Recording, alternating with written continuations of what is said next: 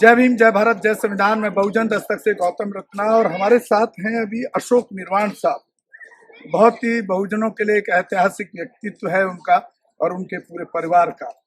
और एक बात और मैं बता दूं आपको कि अशोक निर्वाण साहब के जो फादर थे, जब बाबा साहब ने नागपुर में बौद्ध धर्म की दीक्षा ली तो वहां पर वो दिल्ली से दीक्षा लेने गए और जो उनका नीला झंडा जो बाबा साहब ने तय किया, आकाश का जो कलर होता है, उसी में 20 साल तक उन कपड़ों में रहे, मतलब लोगों को संदेश देने के लिए और लगातार काम करते रहे। और उनका पूरा व्यक्तित्व जो है वो अशोक निर्वाण साहब में हमेशा दिखता है, चाहे वो आर्थिक तौर पर सहायता करनी हो बहुजन समाज को या किसी भी रूप में, और पूरे देश का भ्रमण करते हैं। तो आज आप निर्वाण साहब समण संघ के प्रोग्राम में आए हुए हैं, क्या कहना चाहेंगे? आप क्या सोच कर आए हैं, क्या मकसद है? मकसद समन संघ की जो सदस्यता है अभी तक मैंने ग्रहण नहीं की। 2 प्रोग्राम में अटेंड कर चुका हूँ। आज मन बना के आया क्योंकि 2 साल से मैंने देखा कि पूरे भारत के अंदर यदि कोई बुद्धि उसमें काम कर रहा है तो समर्थन कर रहा है और बिल्कुल निस्वार्थ, कोई राजनीतिक नहीं है, कोई जातिगत नहीं है। न तो मैंने बहुत संगठनों में जाता हूँ, आता हूँ, वहाँ कहीं जाति आ जाती है, कहीं वो चीजें आ जाती हैं और राजनीति खास है। और यहाँ की सबसे बढ़िया लगे कि यहाँ कोई पद नहीं है, कोई पद नहीं, बिना बिना उसके लाग लपेट कोई किसी का कोई पद नहीं है। और एक तरीके से जिस तरीके से संघ में प्रचारक होता है जो हमारा वो ले लिया, उसी तरीके से यहाँ पर है कोई पद नहीं है। वो सिर्फ समरण संघ का ही जो उद्देश्य 10 उद्देश्य जो है उन उद्देश्यों को लेकर इसके लिए मैं साधुवाद देता हूँ, विशेषकर जिनसे मैं संपर्क है मेरा राज जी से, उनको मैं बहुत बहुत साधुवाद देता हूँ जिन्होंने मेरे को समरण संघ से जोड़ा।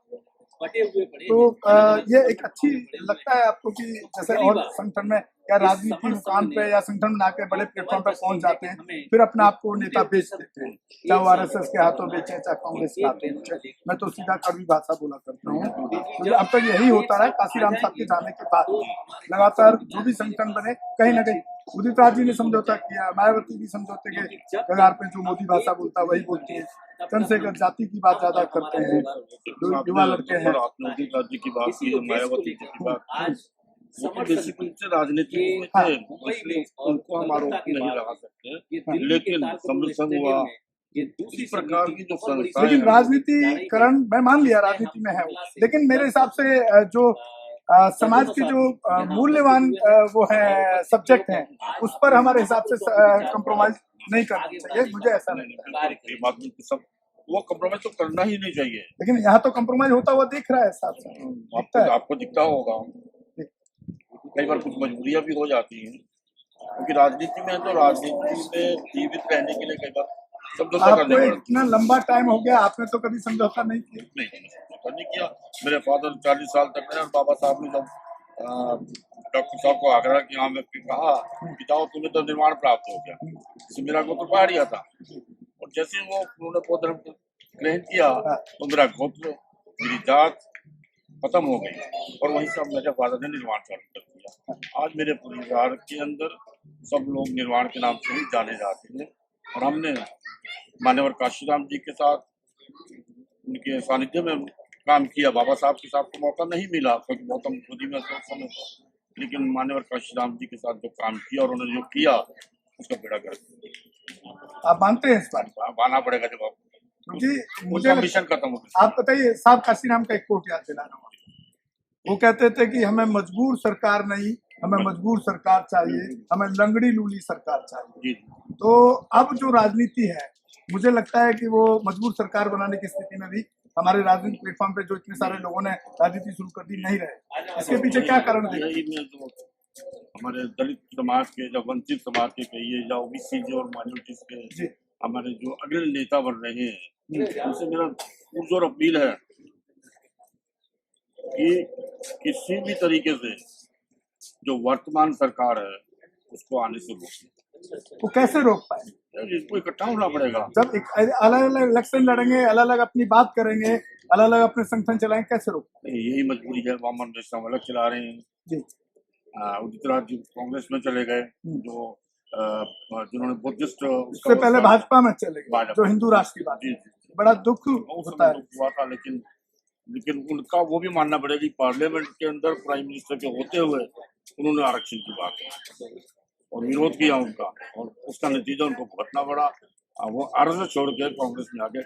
बेहतर ये था कि कांग्रेस की जगह यदि वह कोई दलित जो हमारा आंदोलन चल रहा है उस आंदोलन में शरीक होते तो ज्यादा, मतलब हमारी जो पार्टी है तो या उनको अपने साथ मिलाते या उनके साथ जैसे उदाहरण के लिए अभी जो है ईवीएम के ऊपर आ रहा है, 22 तारीख को वामन मेश्राम जी और डॉक्टर उदित राज जी एक मंच पर आ, इसी तरीके से जब एक मंच पर सब आ जाए, दिल्ली से राज्यपाल गौतम जी हैं, ऐसा नहीं तो लोग अगर एक मंच पर आ जाएंगे तो निश्चित रूप से ये सरकार लगनी बनेगी।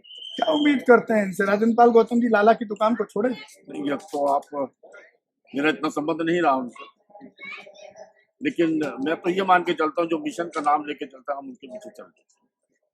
लेकिन जब वो धोखा दे तो आपको पीड़ा नहीं होती? अभी तक तो धोखा नहीं मिला, और जब होगा तो पीड़ा तो होगी। इसको तो धोखा ही कहेंगे ना। अलग अलग संगठन में आप समाज को बांटने का काम कर रहे हैं, राजनीतिक ताकत को कमजोर करने का काम। गौतम जी अब उनकी व्यक्तिगत महत्वाकांक्षा आ गई, ठीक है ना। जब व्यक्तिगत महत्वाकांक्षा आ जाएंगी तो निश्चित रूप से जो है वो जो आपका उद्देश्य है उससे वो आप विचलित हो जाओगे, दूसरी तरफ जाओगे। और जो आप सही कह रहे हैं कि सारा सब धोखा है और अभी मौका है कि आप इकट्ठे हो जाओ। अन्यथा जिस तरीके से दलित पैंथर बनी थी ना, और दलित पैंथर ने आरपीआई के हर नेताओं को इस तरीके से इकट्ठा कर दिया था कि उस समय बाद में 14 एमपी चुनकर आए। आज वही स्थिति हो रही है। हम तो कार्यकर्ताओं से यही कहेंगे, वोट बाद में सोते पहले इनकी पिटाई कर दूंगे, पहले इनको मजबूर किया जाए, चाहे इनका घेराव किया जाए या पिटाई की जाए या जो भी तरीका हो सकता है। मजबूर तो करना ही पड़ेगा, अन्यथा ये तो आपके नाम को गा रहे हैं, बाबा साहब के नाम को बेच रहे हैं। समाज को करना पड़ेगा। बाबा साहब के समाज तो मतलब बाबा साहब के नाम को बेच रहे हैं सब, हम देख रहे हैं आजकल, क्या कर सकते हैं। आप क्या संदेश देना चाहेंगे? प्रोग्राम बहुत ही शानदार है। मैं साधुवाद देना चाहूंगा आयोजकों का और विशेषकर सुधीर भाई का, क्योंकि उनके माध्यम से ही मैं समूह संघ से जुड़ा हूँ। जय भीम, नमो बुद्धाय। बहुत बहुत शुक्रिया। आप सुन रहे थे अशोक निर्वाण जी को। बहुजन दस्तक पर एक बहुत अच्छा व्यक्तित्व है और बहुत अच्छा वो काम करते हैं समाज के बीच में, और संगठनों से उनका कोई किसी संगठन से कोई ऐसा खास वो नहीं है कि किसी के वो अंधभक्त हैं या उसकी गुलामी में काम करते हैं। वो एक बहुत फ्रीडम फाइटर की तरह समाज के लिए हमेशा काम करते रहते हैं। आर्थिक तौर पर भी मजबूत करते हैं समाज को हर तरीके से। बहुत बहुत साधुवाद आपको निर्वाण साहब। जय भीम, जय संविधान। हमारे चैनल बहुजन दस्तक को लाइक, शेयर, सब्सक्राइब देखना मत भूलिएगा। जय भीम, जय भारत, जय संविधान, नमो बुद्धाय। धन्यवाद। चैनल आर्थिक समस्या से गुजर रहा है। अगर आप बहुजन समाज में बाबा साहेब अम्बेडकर और तथागत बुद्ध की विचारधारा को अधिक से अधिक लोगों तक पहुंचाना चाहते हैं तो हमें आर्थिक सहयोग प्रदान करें, ताकि हम अपने चैनल के माध्यम से देश विदेश में समता, बंधुता, एकता और संवैधानिक अधिकारों को ज्यादा से ज्यादा लोगों तक पहुंचा सकें। आप अपनी सहायता राशि नीचे लिखे खाते में जमा करा सकते हैं।